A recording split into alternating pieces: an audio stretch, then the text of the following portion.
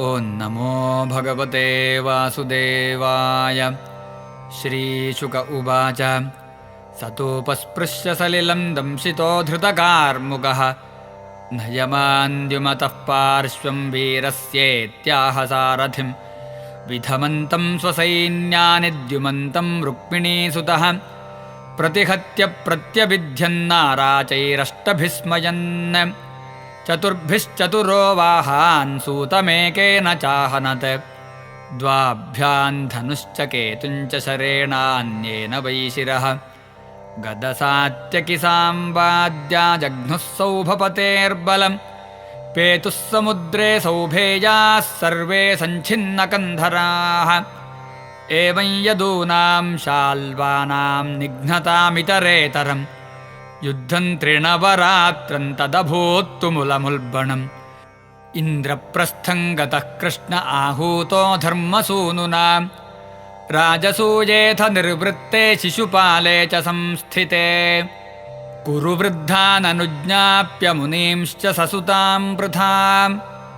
निमित्तान्यतिघोराणि पश्यन् द्वारवते ययौ आह चाहमिहायात आर्यमिश्राभिसङ्गतः राजन्याश्चैद्यपक्षीयानूनं हन्युः पुरीं मम वीक्ष्य तत्कदनं स्वानान्निरोप्य पुररक्षणं सौभं च शाल्वराजं च दारुकं प्राह केशवः रथं प्रापय मे सूतशाल्वस्यान्तिकमाशु वै सम्भ्रमस्तेन कर्तव्यो मायावी सौभराडयम् इत्युक्तश्चोदयामास रथमास्थाय दारुकः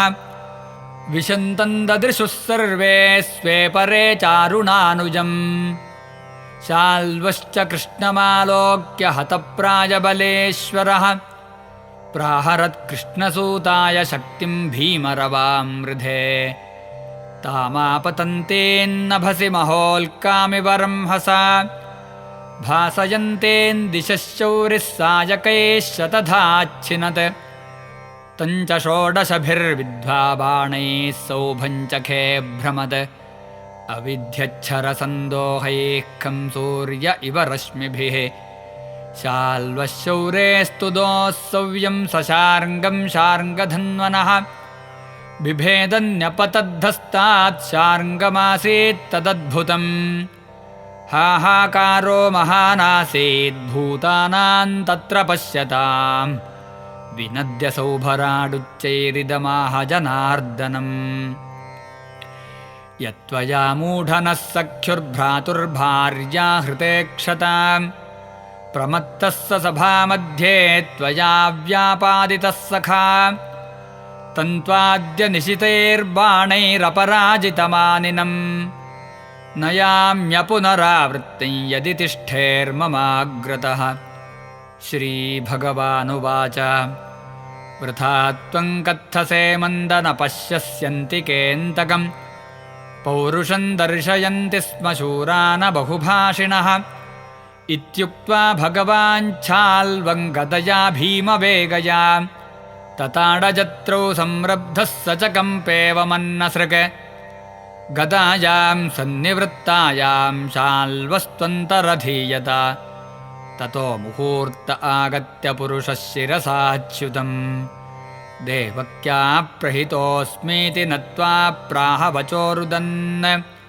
कृष्ण कृष्ण महाबाहो पिता ते पितृवत्सला बद्ध्वापनीतः शाल्वेन सौनिकेन यथा पशुः निशम्य विप्रियं कृष्णो मानुषीं प्रकृतिं गतः विमनस्को घृणी स्नेहाद्बभाषे प्राकृतो यथा कथं राममसम्भ्रान्तं जित्वा जेयं सुरासुरैः शाल्वेनाल्पीयसानीतः पिता मे बलवान् विधिः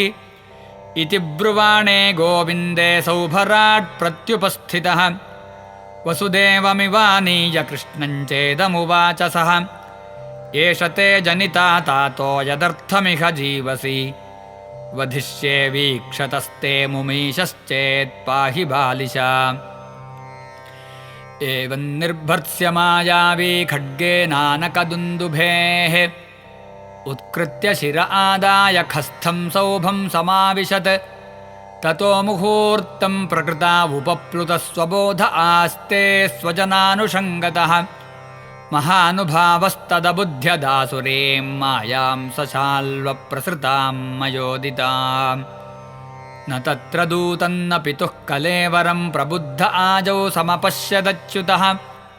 स्वाप्नं यथा चाम्बरचारिणं रिपुं सौभस्थमालोक्य निहन्तुमुद्यतः एवं वदन्ति राजऋषे ऋषयः केचनान्विताः यत्स्ववाचो विरुध्येत नूनं ते न स्मरन्त्युत क्व शोकमोहौ स्नेहो वा भयं वा येज्ञसम्भवाः क्व चाखण्डितविज्ञानज्ञानैश्वर्यस्त्वखण्डितः यत्पादसेवोर्जितयात्मविद्यया हिन्वन्त्यनाद्यात्मविपर्ययग्रहम् लभन्त आत्मीयमनन्तमैश्वरं कुतो नु मोहः परमस्य सद्गतेः तं शस्त्रपूगैः प्रहरन्तमोजसा शाल्वं शरैः शौरिरमोघविक्रमः विद्ध्वाच्छिनद्वर्मधनुः शिरोमणिं सौभं च शत्रोर्गदयारुरोजः तत्कृष्णहस्तेरितया विचूर्णितं पपाततोजे गदया सहस्रधा विसृज्य तद्भूतलमास्थितो गदामुद्यम्य शाल्वोच्युतमभ्यगाद्रुतम् आधावतः स गदन्तस्य बाहुं भल्लेन छित्त्वाथ रथाङ्गमच्युतम् वधाय शाल्वस्य लयार्कसन्निभं बिभ्रद्बभौ सार्कजिवोदयाचलः जहारतेनैव शिरः सकुण्डलं किरीटयुक्तं पुरुमाजिनो हरिः वज्रेण वृत्रस्य यथा पुरन्दरो बभूवहाहेति वचस्तदा नृणाम् तस्मिन्निपतिते पापे सौभे च गदया हते नेदुर्दुन्दुभयो राजन् दिवि देवगणेरिदाः सखीनामपचितिं कुर्वन् दन्तवक्त्रोरुषाभ्यगात् इति श्रीमद्भागवते महापुराणे पारमहंस्यां संहितायां दशमस्कन्धे उत्तरार्धे सौभवधो नाम सप्तसप्ततितमोऽध्यायः सर्वत्र गोविन्दनामसङ्कीर्तनं गोविन्द गोविन्द।